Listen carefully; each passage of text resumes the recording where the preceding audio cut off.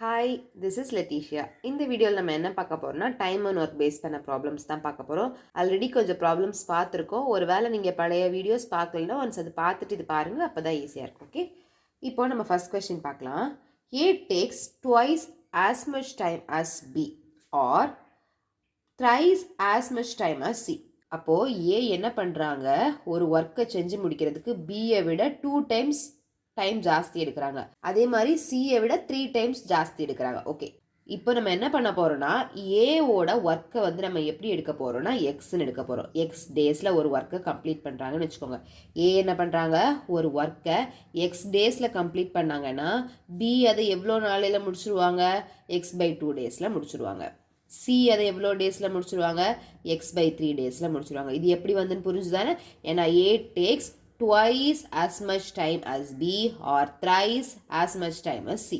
ஓகேவா, கிளியர் தானே? To finish a piece of work. Okay, இப்போ என்ன கொஸ்டின்னா working together they can finish the work in 2 days. ஓகேவா, இப்போ எல்லாரும் சேர்ந்து ஒர்க் பண்ணாங்கன்னா 2 டேஸில் முடிச்சுருவாங்களாம். அப்போது B can do the work alone. அப்போ பி மட்டும் அந்த ஒர்க்கை பண்ணாங்கன்னா எவ்வளோ நாளையில் முடிப்பாங்கன்னு கேட்குறாங்க.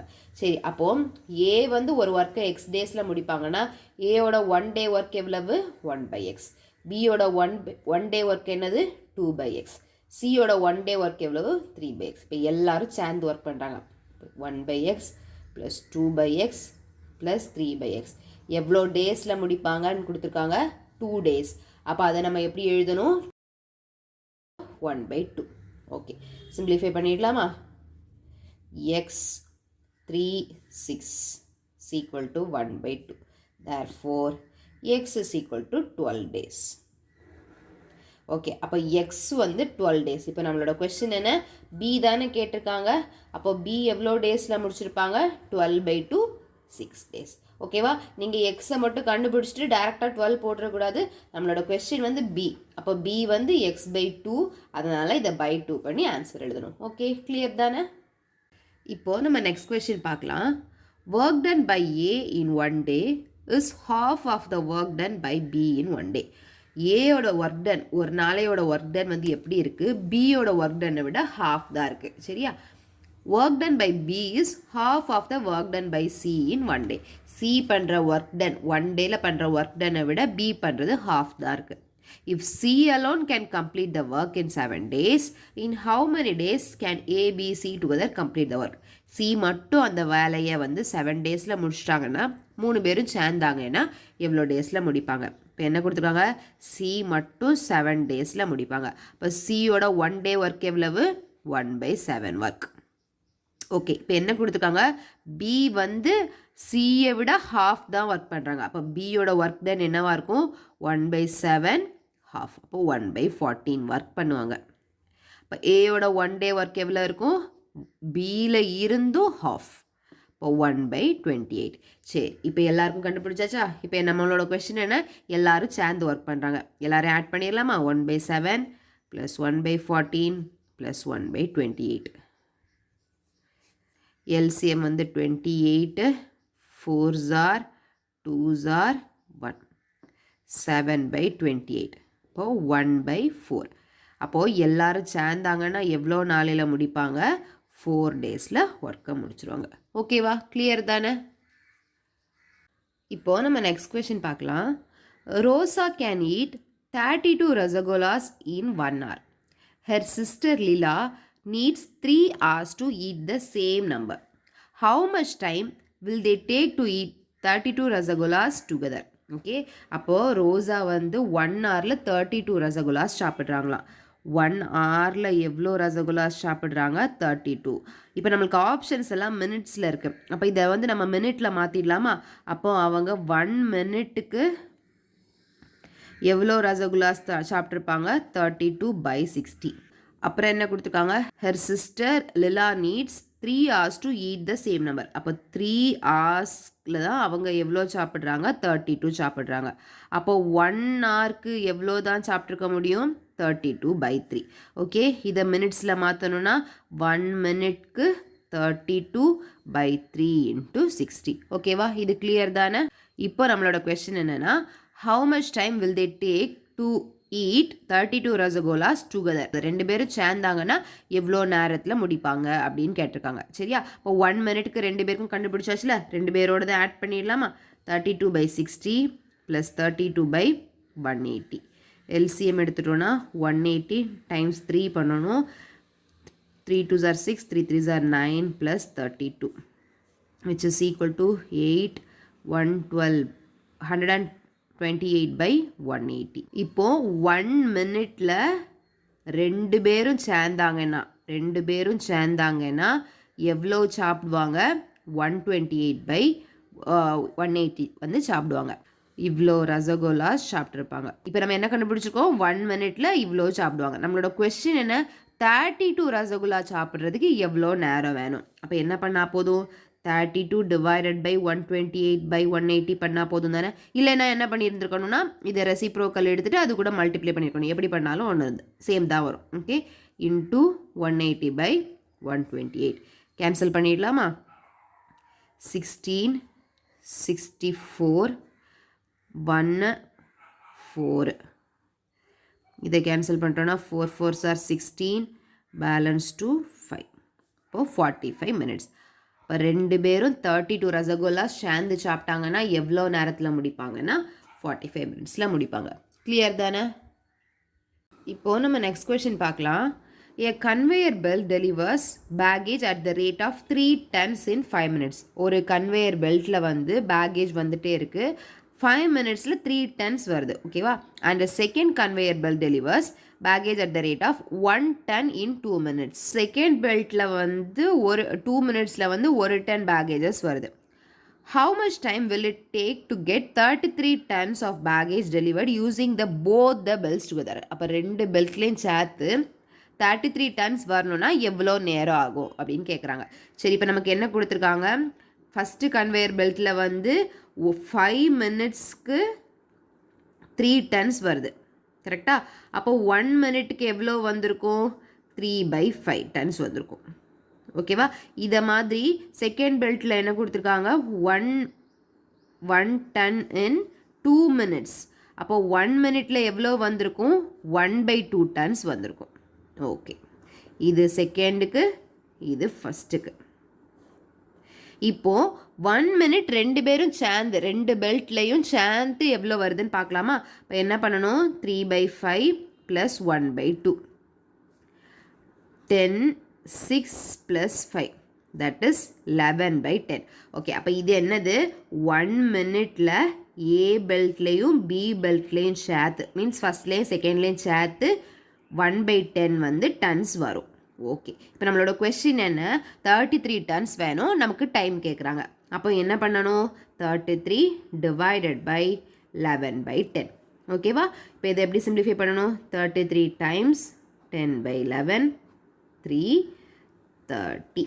அப்போது நம்மளோட ஆன்சர் என்னென்னா 30 மினிட்ஸ். ஓகேவா? கிளியர் தானே? இப்போது நம்ம நெக்ஸ்ட் கொஷின் பார்க்கலாம். A manufacturer builds a machine which will address 500 envelopes in 8 minutes. ஒரு மெஷின் வந்து என்வெலப்ஸில் அட்ரஸ் பண்ணுது. 8 மினிட்ஸில் 500 envelopes முடிக்குது.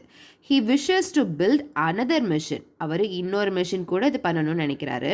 So that when both are operating together, they will address 500 envelope in 2 minutes. இப்போ ரெண்டு மெஷினும் ரன் ஆச்சுதுன்னா 500 envelopes வந்து 2 மினிட்ஸ்லேயே முடிச்சிடலாம் அப்படி யோசிக்கிறாரு. The equation used to find how many minutes x கொடுக்குறாங்க, it would require the second machine to address 500 envelope alone. அப்போ என்னென்னா ஏக்கு தனியாக ஏபி நம்ம யோசிச்சுக்கலாம். ஏக்கு தனியாக ஒரு 500 envelopes பண்ண 8 minutes, ஏயும் பியும் சேர்த்து பண்ண 2 minutes. அப்போது பிக்கு மட்டும் என்ன? இவ்வளோ தான் நம்மளோட கொஷின் வந்து ரொம்பவே சிம்பிள் தான். ஃபஸ்ட்டு என்ன கொடுக்குறாங்க? 500 envelopes in எவ்வளோ மினிட்ஸ்? 8 minutes. அப்போது 1 மினிட்டுக்கு எவ்வளோ வரும்? 1 மினிட்டுக்கு 500/8. இது எதுக்கு? ஏயோடது. ஏ ப்ளஸ் பிக்கு என்ன கொடுக்குறாங்க? 2 மினிட்ஸ் தான் கொடுக்குறாங்க. ஸோ 500/2. அப்புறம் பிக்கு அவங்க என்ன கொடுத்துருக்காங்க? எக்ஸ்ன்னு மென்ஷன் பண்ணியிருக்காங்க தானே, அப்போ அதை நம்மளே எக்ஸ்ன்னு வச்சுக்கலாம். ஓகே, இப்போ எல்லாத்தையும் ஆட் பண்ணிடலாமா? நமக்கு என்ன தெரியும்? ஏக்கு 500/8 ப்ளஸ் 500/x. இனி ஏ ப்ளஸ் பியோடது எழுதணும். ஏ ப்ளஸ் பிக்கு என்ன கொடுத்துருக்காங்க? 500/2. ஓகேவா? இந்த ஈக்குவேஷன் கிளியர் தானே? சிம்பிளிஃபை பண்ணிடலாமா? ஆக்சுவலி இதில் இருந்து நம்ம ஒரு 500 காமனாக எடுத்துட்டோன்னா என்ன வரும்? 1/8 + 1/x is equal to 500/2. 500 cancel ஆகிடும். அப்போ சிம்பிளாக ஈஸியாக பண்ணிடலாம்ல. நம்மளோட கொஸ்டின் என்ன, இது நம்ம எக்ஸ்பிரஸ் பண்ணால் போதும் தானே, ஈக்குவேஷன் மட்டும் தானே கேட்டிருக்காங்க. அப்போ என்ன ஈக்குவேஷன் வருது நமக்கு? 1/8 + 1/x is equal to 1/2. ஓகேவா? சிம்பிள் தானே. கொஸ்டினை பார்த்துக்கோங்க சரியா? ஏன்னா இது நம்ம சிம்பிளிஃபை பண்ணால் எக்ஸ்லாம் கேன்சல் ஆகிடும். ஓகே, இது நம்ம சால்வ் பண்ண முடியாது. ஆனால் வந்து நம்மளோட கொஸ்டின் அவங்க எக்ஸில் எக்ஸ்பிரஸ் பண்ண சொல்கிறாங்க, அப்படி நம்ம பண்ணிடலாம். ஓகே, இப்போது நம்ம நெக்ஸ்ட் கொஸ்டின் பார்க்கலாம். Computer A takes 3 minutes to process and input. Computer A வந்து என்ன, ஒரு இன்புட்டை ப்ராசஸ் பண்ணுறதுக்கு 3 minutes எடுக்குது. ஓகே, ஏ வந்து ஒரு இன்புட்டை ப்ராசஸ் பண்ண 3 minutes எடுக்குது. அப்போ அது 1 minute எவ்வளோ ஒர்க் ப்ராசஸ் பண்ணியிருக்கோம்? 1/3 ஒர்க் ப்ராசஸ் பண்ணியிருக்கோம். சரி, while computer B takes 5 minutes. பிக்கு 5 minutes கொடுத்துருக்காங்க. இப்போ பியோட 1 minute ஒர்க் எவ்வளோ? 1/5 work. Okay, if ABC can process an average of 14 inputs in 1 hour. Okay, ஏயும் பியும் சியும் சேர்ந்து 14 inputs in 1 hour.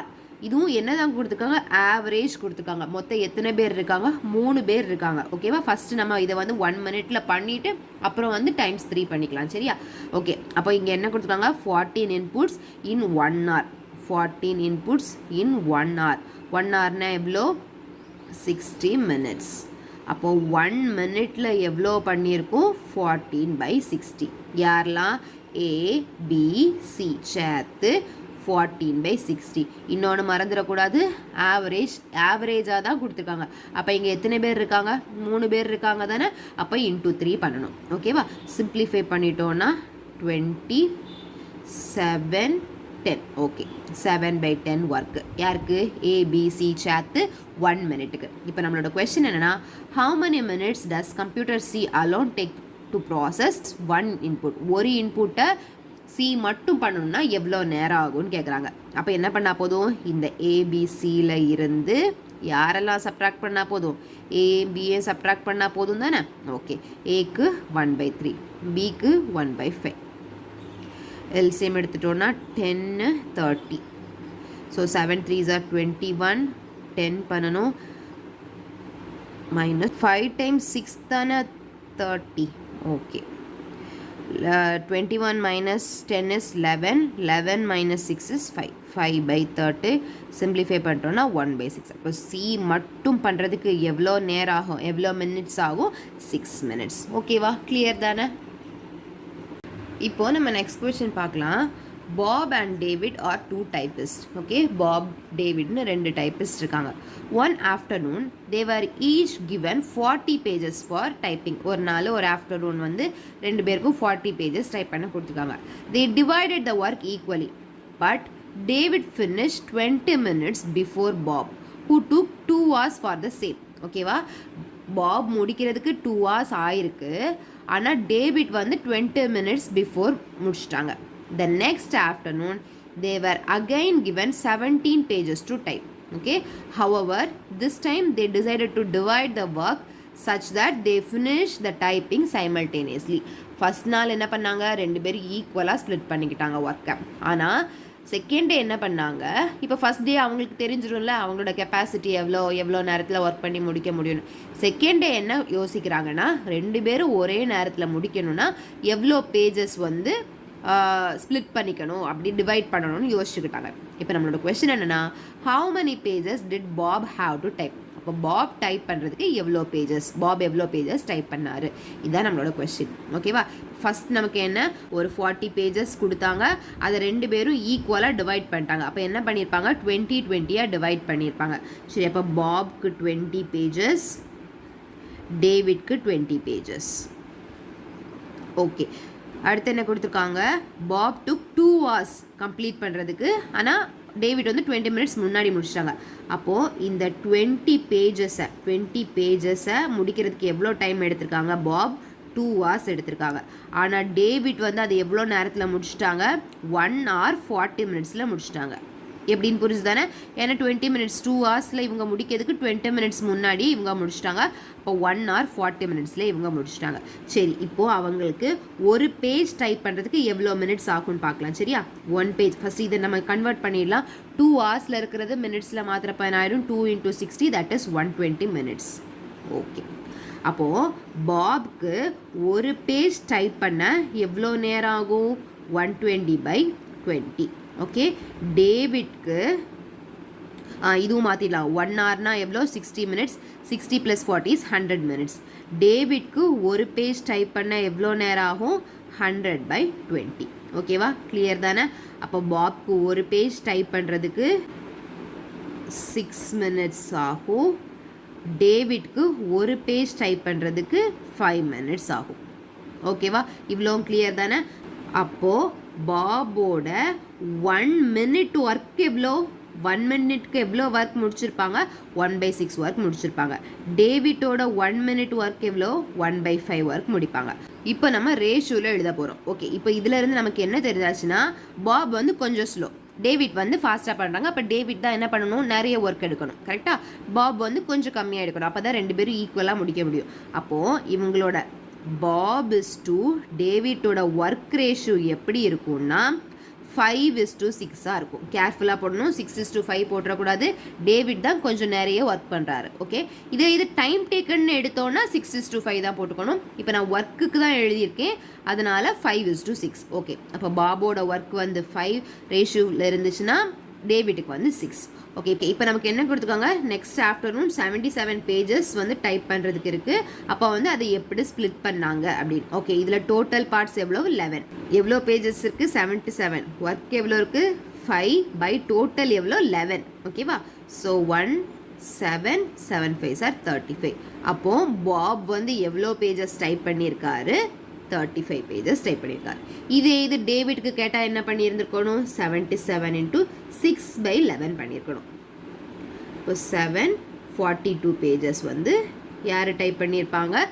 David type பண்ணியிருப்பாங்க. 2 பேரும் அப்படி டைப் பண்ணுறப்போ ஒரே டைமில் முடிச்சிருப்பாங்க. ஓகேவா? கிளியர் தானே?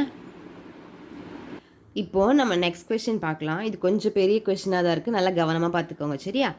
PQR are 3 typists who working simultaneously can type 216 pages in 4 hours. ஓகேவா? PQRனு 3 டைப்பிஸ்ட் இருக்காங்க. அவங்க வந்து 3 பேரும் சேர்ந்து ஒர்க் பண்ணிட்டு இருக்காங்க. சேர்ந்து ஒர்க் பண்ணாங்கன்னா 4 மணி நேரத்தில் 216 பேஜஸை வந்து முடிச்சுருவாங்களாம். ஓகே, PQR சேர்ந்து ஒர்க் பண்ணுறாங்க. 216 பேஜஸை 4 ஹவர்ஸில் முடிச்சுருவாங்க. அப்போ 1 hourல எவ்வளோ பேஜ் முடிச்சிருப்பாங்க? 1 hourல 216/4 பேஜஸ் முடிச்சிருப்பாங்க. ஓகே, இதை சிம்பிளிஃபை பண்ணிட்டோன்னா 5 4s are 20, balance 1, 4 4s are 60. அப்போ PQR 3 பேரும் சேர்ந்தாங்கன்னா 1 hourல எவ்வளோ பேஜஸ் முடிச்சிருப்பாங்க? 54 பேஜஸ் முடிச்சிருப்பாங்க. ஓகே, இதை இக்குவேஷன் நம்பர் 1ன்னு வச்சுக்கலாம். இன் 1 hour R can type as many pages more than Q. 1 மணி நேரத்தில் R வந்து Qவை விட ஜாஸ்தி டைப் பண்ணுறாங்களாம். as Q can type more than P.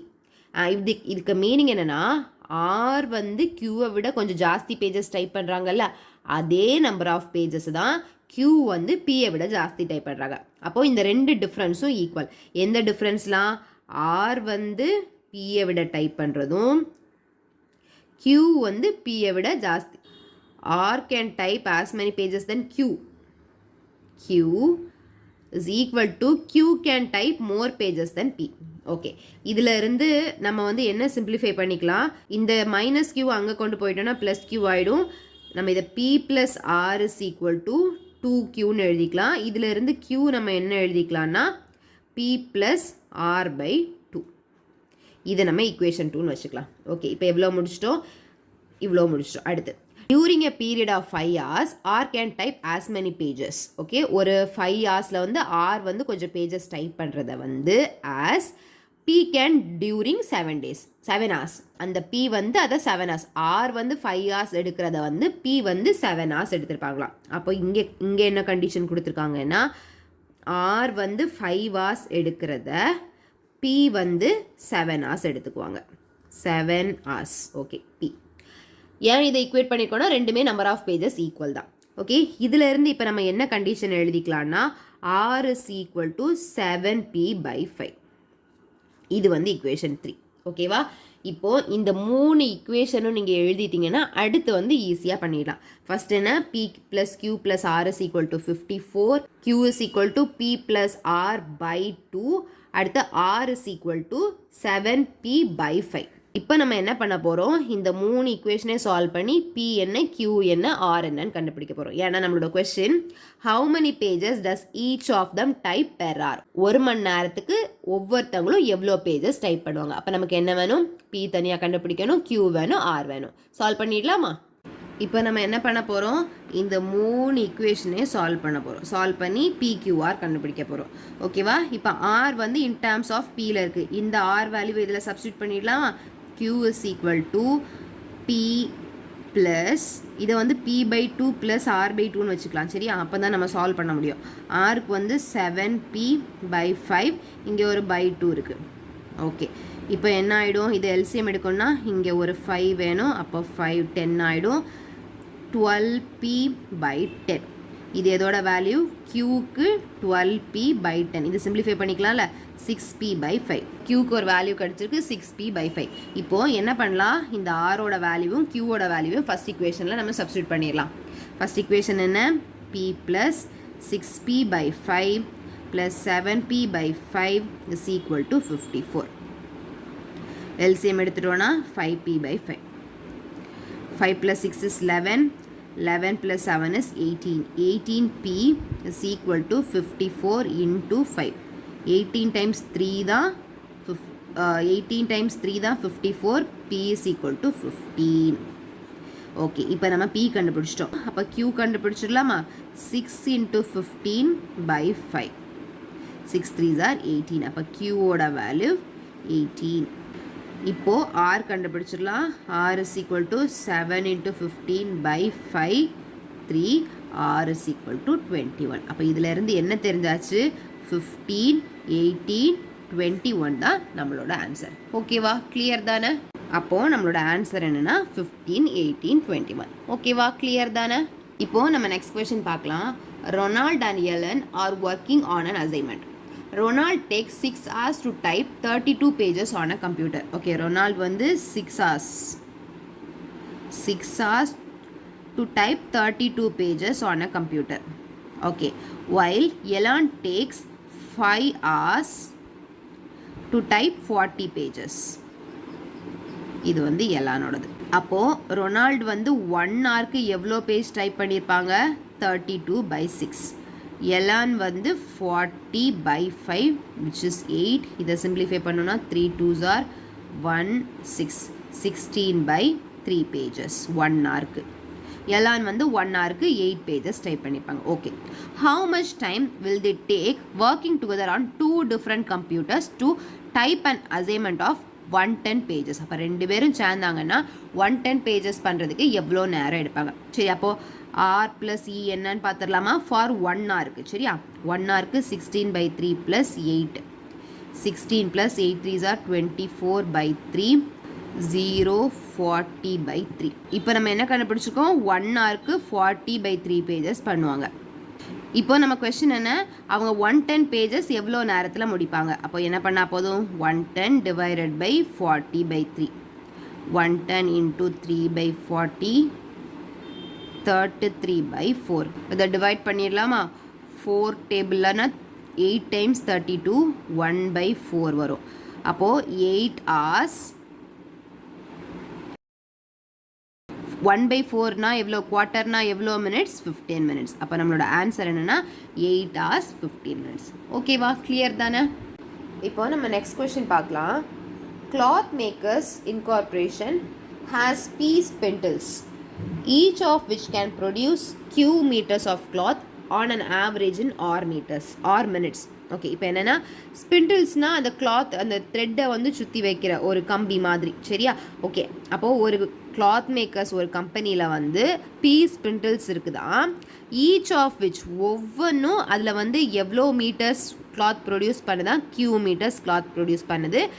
எவ்வளோ மினிட்ஸில்? 6 மினிட்ஸில். If the spindles are made to run with no interruptions, then how many hours will it take for 2000 meters of cloths to be produced? அப்போ வந்து அந்த spindles வந்து run ஆகிட்டே இருக்குதான், எந்த ஒரு இன்ட்ரப்ஷனும் இல்லை அப்படின்னா 2000 மீட்டர்ஸ் ப்ரொடியூஸ் பண்ணுறதுக்கு எவ்வளோ ஹார்ஸ் தேவைப்படுதுன்னு கேட்குறாங்க. சரி, இப்போ ஃபஸ்ட் நம்ம 1 ஹவருக்கு 1 ஹவரில் எவ்வளோ கிளாத் ப்ரொடியூஸ் பண்ண முடியுதுன்னு பார்க்கலாம். சரியா, நமக்கு இங்கே என்ன கொடுத்துருக்காங்க? பி ஸ்பிண்டில்ஸ் இருக்குது. ப்ரொடியூஸ் எவ்வளோ ப்ரொடியூஸ் பண்ணும்? Q ப்ரொடியூஸ் பண்ணும். 1 ஹவருங்கிறப்போ நம்ம என்ன பண்ணணும்? PQ/R. இது ஆக்சுவலி மினிட்ஸில் இருக்குது, இது ஹார்ஸில் மாற்றோன்னா என்ன பண்ணணும்? by 60 பண்ணணும். அப்போ இது என்ன ஆகிடும்? PQ into 60/R. ஓகேவா, கிளியர் தானே? அப்போ 1 ஹவருக்கு எவ்வளோ கிளாத் ப்ரொடியூஸ் பண்ணுன்னா இவ்வளோ கிளாத் ப்ரொடியூஸ் பண்ணும். இது எப்படின்னு புரிஞ்சு தானே? ஆக்சுவலி Pங்கிறது ஸ்பிண்டில்ஸ். சரியா, ஒரு இன்ஸ்ட்ருமெண்ட், ஏதோ ஒரு இன்ஸ்ட்ருமெண்ட், அதில் த்ரெட் இருக்குதுன்னு வச்சுக்கோங்க. Q வந்து எவ்வளோ மீட்டர் ஆஃப் கிளாத்ஸ், R வந்து டைம் அவங்க மினிட்ஸில் கொடுத்துருக்காங்க, நம்ம ஆரில் எழுதுறனால by 60 பண்ணிக்கிட்டோம். ஓகே, இப்போ நமக்கு என்ன கிடச்சாச்சு? 60 PQ/R. இது எவ்வளோத்துக்கு? 1 ஹவருக்கு. இப்போது நம்மளோட கொஸ்டின் என்ன? If the spindles are made to run with no interruptions, in how many hours will it make 20,000 meters of cloth? அப்போது இங்கே வந்து 1 ஹவருக்கு நம்ம கண்டுபிடிச்சிருக்கோம், இங்கே டோட்டல் இருக்குது. அப்போது நமக்கு எவ்வளோ ஹார்ஸ் வேணும்னா என்ன பண்ணணும்? 20 இந்த மீட்டர்ஸ்லேருந்து இதை டிவைட் பண்ணால் போதும் தானே? ஸோ என்ன ஆயிரும்? 20,000 divided by 60 PQ/R. ஓகே, இது எப்படி ஃப்ராக்ஷனில் இருக்கிறது எப்படி டிவைட் பண்ணுவோம்? டைம்ஸ் பண்ணி இதை ரெசிப்ரோக்கல் எடுத்துருவோம். கரெக்டாக?